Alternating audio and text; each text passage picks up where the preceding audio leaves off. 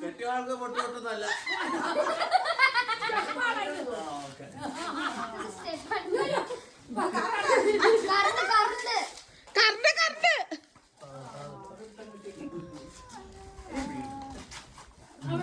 പഠിച്ചോണ്ട് പോയേ ഞാൻ കളിക്കുന്നില്ല, വീട്ടിൽ പോവാ. എന്നെ എല്ലാം കൂടെ കൊല്ലും.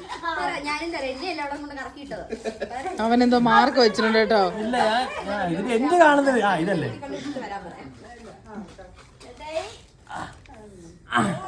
ഊ